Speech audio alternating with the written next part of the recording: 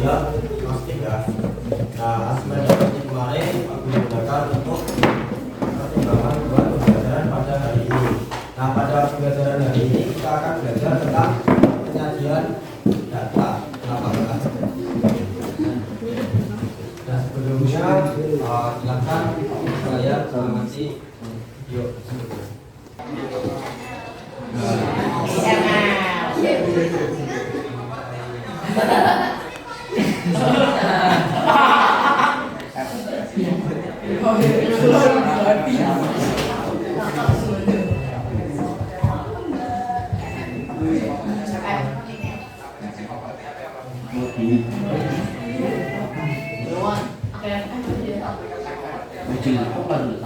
Nah, dari video tadi kira-kira kegiatan apa yang ada di video tadi?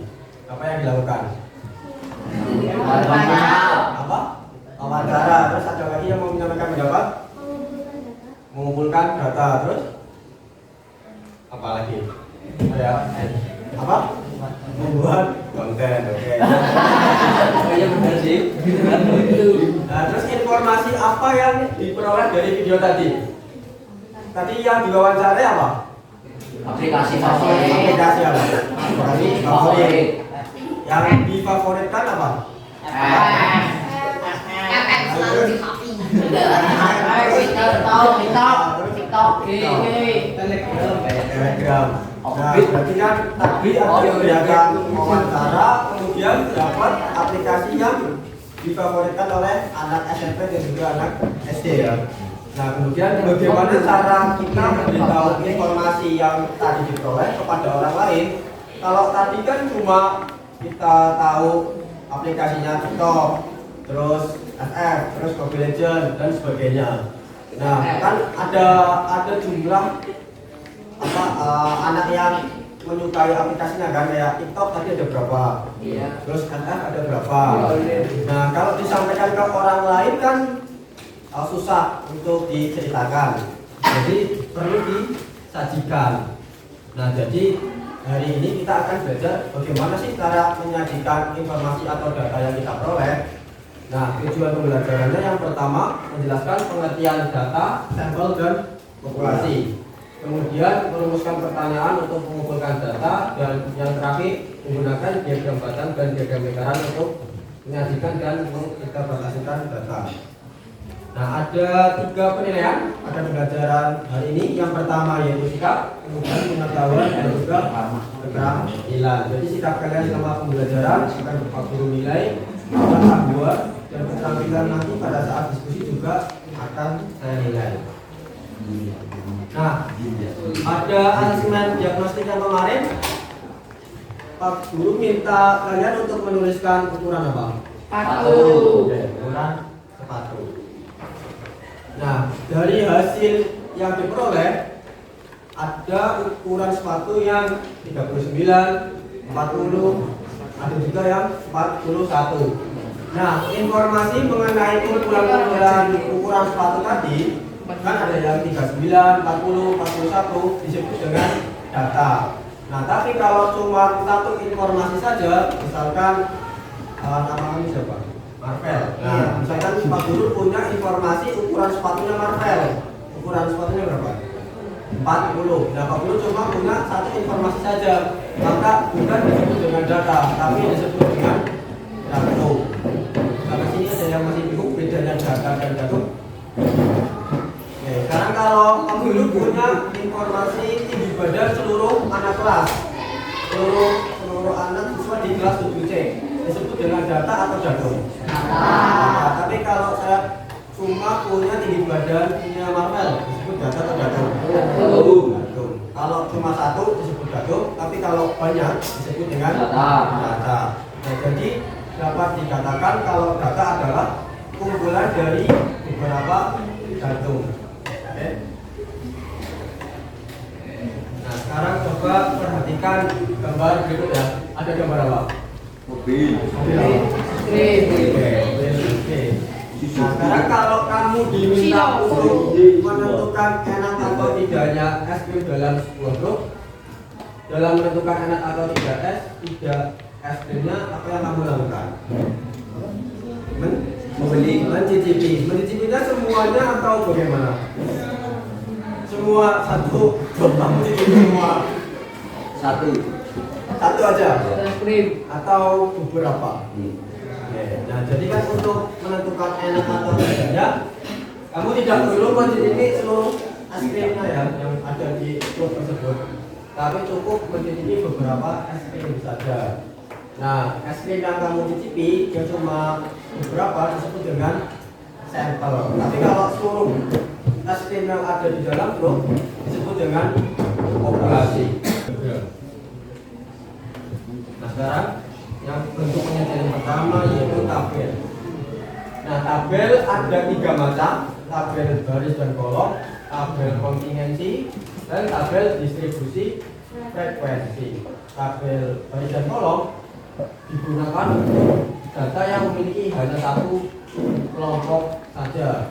Sedangkan tabel kontingensi untuk yang memiliki lebih dari satu kategori. Contoh yang lebih dari satu kategori misalkan jumlah siswa dan jenis kelamin.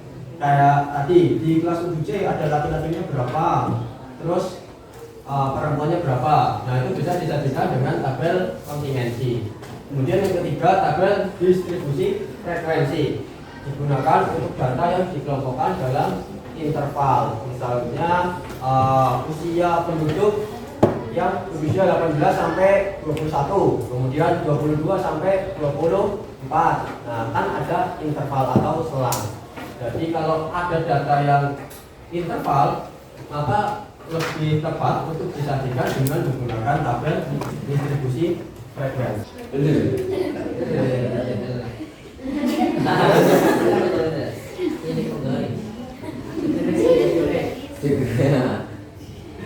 Apa buat? Apa? Jam 40 sampai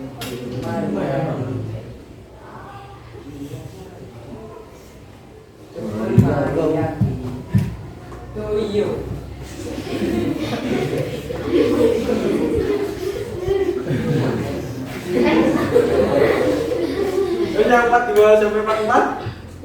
Yang laki-laki ada yang mau?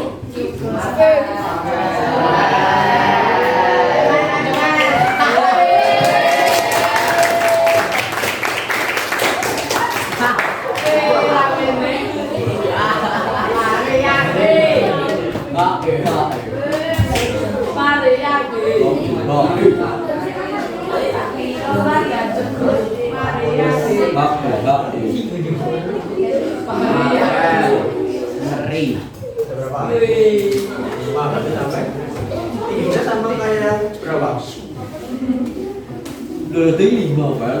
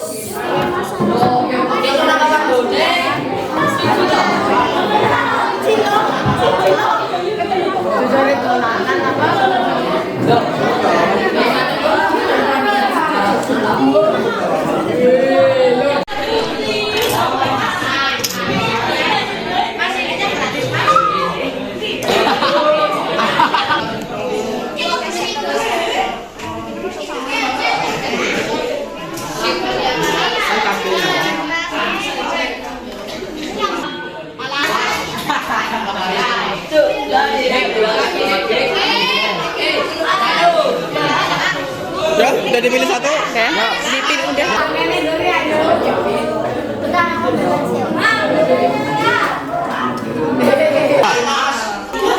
Cing manak deh.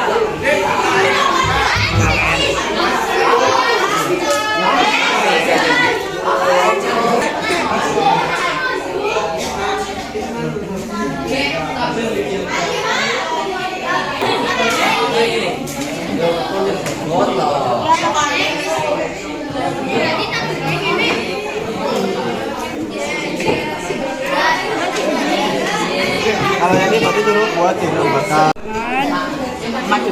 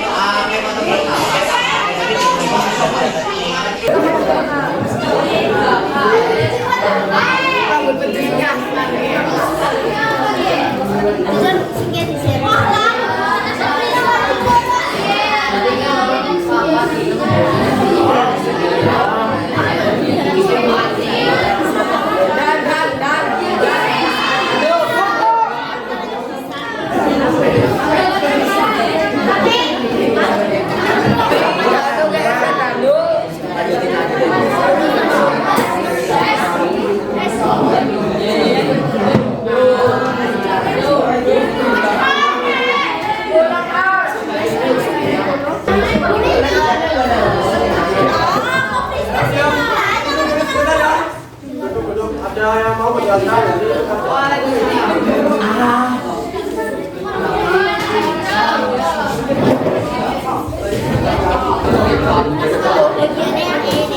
diam dulu ya, bentar.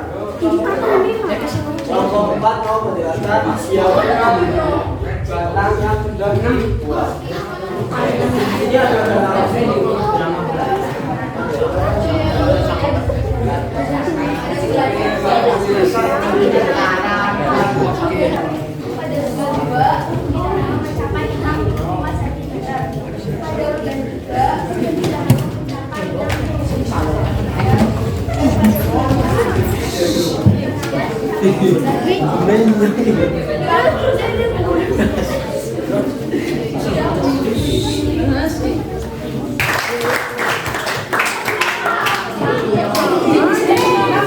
kita lanjutkan pelajaran pada yang hari ini. Apakah yang sudah memahami apa itu data dan populasi? Semuanya sih. Ya, terus cara mengumpulkan data ada apa aja tadi? Wawancara, Observasi.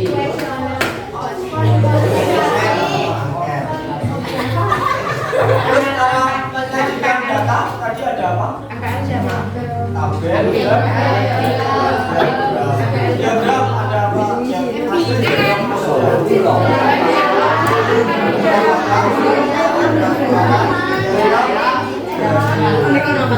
Mari kita tutup pembelajaran pada siang hari ini. Mohon maaf apabila ada kesalahan. Terima kasih atas partisipasi kalian. Kita doa supaya ilmu yang sudah kita pelajari jadi ilmu yang bermanfaat. Terima kasih. Assalamualaikum warahmatullahi wabarakatuh.